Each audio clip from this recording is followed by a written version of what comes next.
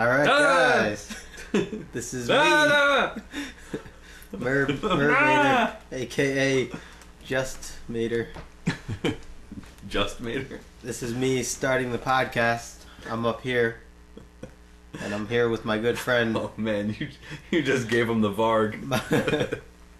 I'm here with my good friend Darrell. Also pronounced Darrell. Yeah.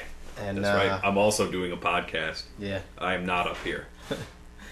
And yeah, we're here today to just, talk for a little bit. Talk about our feelings. Figure we change it up and just, I know we don't normally talk on our podcast, but yeah, we want to go back and just, catch up on some reviews over the past 2 weeks. Have a lot of good ones to talk about. Shit, yeah, we do. So Darrell or Yeah, or Hell 22. Let's see. You have one here by Borknagar, which is a real band. For those of you who don't believe that Borknagar is a real band, we do know some people that believe that. Yeah, every time we've brought this up, it's like Borknagar, like there'd be a band called Borknagar. Yeah. But seriously, there's a band called Borknagar. And what's the name of the album? The name of the album is Erd. It's hard to believe. Borknagar's been around for almost 20 years now. Wow. And it's pretty crazy to think that this band's been around so long. And I mean, I just got into them a couple years ago. But the new album is fantastic. I think what makes this band so good is that they really touch on some of like the extremes of black metal. I mean, the ridiculously fast drumming, crazy guitar work, but they take all of that and add in a lot of melody. So I think if I'm going to tell you about the album, I have to skip right to the track Frostrite, which is just, it's unbelievable because it's like high speed. I know you use the term machine gun drums.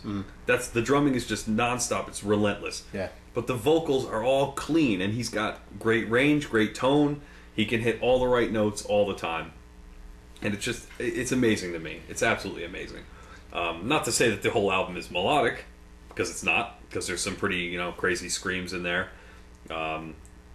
For this album, they actually got ICS Vortex, who was in Demu for some time, is now in the band, and they just got a new drummer whose name is Bard Kolstad, and I believe, if I read it right, he's like 22 or something. Like, he's almost as old as the band so they really went with a different approach on this one, but so good. The album is so good. This is easily in my top 5 of the year so far.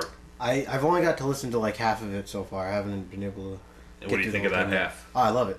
It's fucking great. Yeah. These guys are unbelievable. I would love to see them come out on tour over here. They'd probably be a fucking great show. See, and I'm really new to them. I knew who they were for the past couple of years. I knew there was a band but I didn't actually like sit down and listen to any of their stuff until you started yelling at me to listen to it. I remember yelling at you when their last album came out, Universal. I remember yelling at you, going like, "You gotta check it out," and you were like, "Yeah, whatever, man. Whatever, dude. I'm not doing it. All right, I'm busy listening to some other stuff, My Chemical Romance or something, man."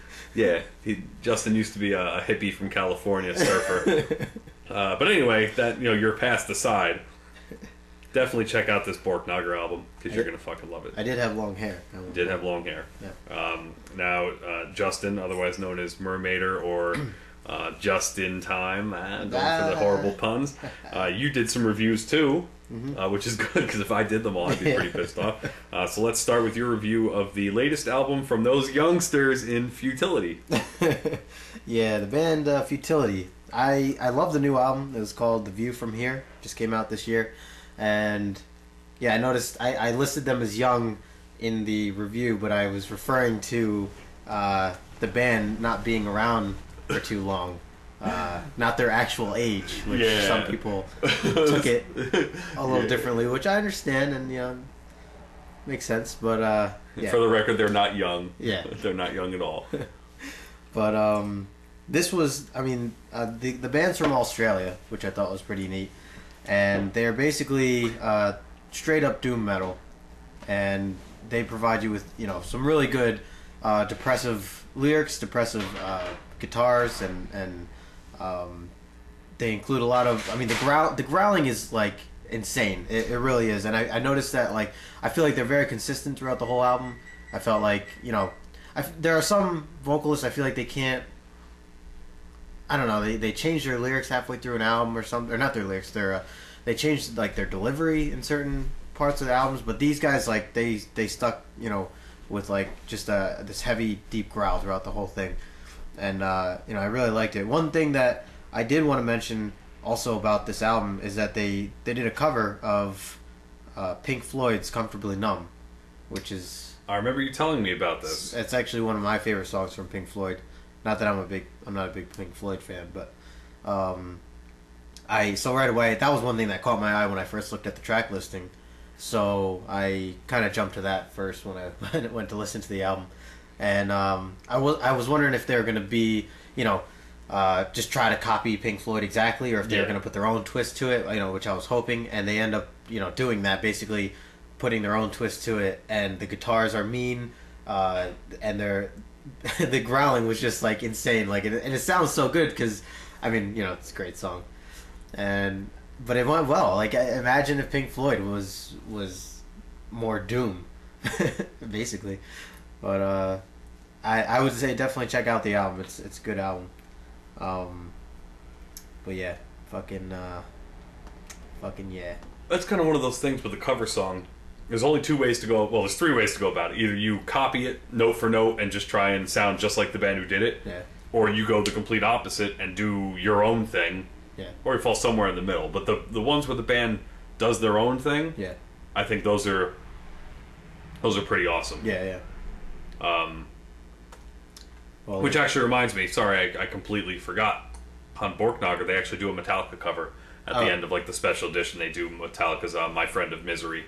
And honestly, I mean, I might just be saying this because I've kind of grown to hate Metallica, the people. I would say Borknagar's version might be better. Really? But that's, you know, that's just probably me being a douche. No, but that happens too, though. I mean, there are covers that are out there that are definitely better than the original. Well, yeah, but obviously, you know, I think that when you have to sit and write the song, it's hard. When if you hand me a song and it's already written, I can say, oh, okay, well, you use this chord progression, I'll just switch it to this. So it's easier to just evolve it rather than write it for yourself. Yeah. Now we're just getting off on a side topic there. Well, getting back on topic, you did another one by Cyclopian, the band Cyclopian. Yeah. Now this is a band from London, and they're definitely in that post-metal, sludge metal kind of gray area. And there isn't all that much to say about the album that I haven't said about, you know, 10 other post-sludge albums, but one of the things that I noticed, I mean, I did my review and then I was just kind of peeking around on their site, and it seems to be the consensus that they are like a younger version of the band ISIS, which is a band that I really, really like. Yeah. And I agree with that 100%. But I think it's great that a band can put out an album that's simple. They're not showing off like, oh, look, I can play this fast, or oh, look at these scales I can play, or oh, look, my voice can go this high, or I can scream this way. They just put together just a solid sludge album. Yeah. And the guitars are heavy as fuck. The vocals, when they come through, which there aren't a ton of vocals, but when they come through, you know, it's some, you know, really dense screaming. But in all of that, it's not like they're just... It's not mindless. It's not like they're just slamming on a guitar and saying, oh, look, here you go, we're playing sludge. Yeah. There's actually parts of it that reminded me of the band Dredge, because it gets kind of artsy, and just the way they use the guitar melodies and kind of weaving in and out of each other. I thought it was really awesome. I would like them. I think you'd like it a lot. Yeah. Now, track length becomes an issue, because, you know, most of the tracks are in the 9-minute range, which... When you're doing the simplistic approach, sometimes you got to trim a couple minutes off so it doesn't get stale. And I mean, they pull it off fairly well, but you know, there is still that minute or two in each track that could easily be chopped off without losing any of the flavor. Yeah. You know, the flavor. Mm-hmm. I mean, you know, they didn't give me the Varg or anything, but you know. Oh, Thank man. God they didn't give you the Varg. Oh God, I don't want to get the Varg. But yeah, I would definitely check the album out. I mean, I'm trying to think what blog it was. Siren Sound, I think, was the name of the blog. You know, labeled this as one of those must-have sludge albums for the year, and I'll agree with that. I think as far as sludge goes, this is going to be one of the best ones you're going to hear. I like me some sludge. All right. So anyway, you also did another review because this again, what you guys might not know, we do a metal album review site. You did a review for a band. Now this band is from Austria, and the name of the band is Locus Neminis. Locus Neminis. What's the name of the album? Can you say it out loud for me? Welten Wanderung. Welten Wanderung. One word. Locus Neminis. That's Locus one Neminis. word. Welten Wanderung. Yes. Okay. And Justin, why don't you tell us about Locus Neminis? Welten Wanderung. I feel like I'm casting a spell. Yeah, they're from Austria, and I'm pretty sure I already said that, but okay. And I'm going to tell you their name now. Their band. Here we are, Sorrow Eternal, giving you good information since 2011. They are a band that plays music, and they're still from Austria. One thing I couldn't get over with this album was... The names of the songs, obviously, because you can't pronounce them. Well, yeah, that was one thing. Spiegelbild der Vergangenheit. Yep, that was the first song. I'm so sorry. We really shouldn't review bands that we can't pronounce, but it's okay. Anyway, that should be a new rule. That's going to be rule number 1. Don't review bands you can't pronounce. So go ahead. But one thing I couldn't get over with this album was the double bass and the drumming in general. I know I always talk about drumming, but the double... Which is funny because you're not a drummer. I'm actually... I just gave the Office look away. I don't know if you guys didn't see it, but yeah, I actually can drum, Darrell. Yeah. While I'm at work, if there's a counter in front of me, I will occasionally drum on the counter. But anyways, I'm sorry, guys. I don't appreciate. Listen, I just want to stop you right there. I don't appreciate the condescending tone. All I said was that you weren't a drummer, and you gave me some BS and some gobbledygook.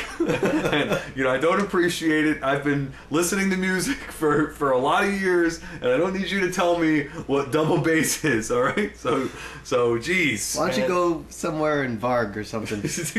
I will make sure you get the Varg. Anyway, okay. So Locus Neminis, Welten Wanderung, double bass. Yes. Their band, established all of this. Bass, yeah. But yeah, I mean, I feel like the drummer was just nonstop in this. It reminded me of the Metalocalypse episode where Pickles the drummer is doing his quick double bass. Yeah, and they keep making him redo it. Yep. And they're like, oh, we didn't record it that time, and it's like killing him.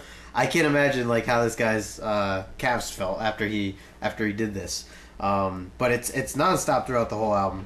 And another thing is their vocals change frequently throughout the album. I mean, it goes in a good way. It goes through most of it's that wicked black metal like screeching, but he definitely lowers it to like a more deeper death metal growl at times.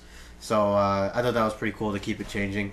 But yeah, the keyboards are eerie as hell. They provide an excellent background, and again, the drumming was just balls to the walls.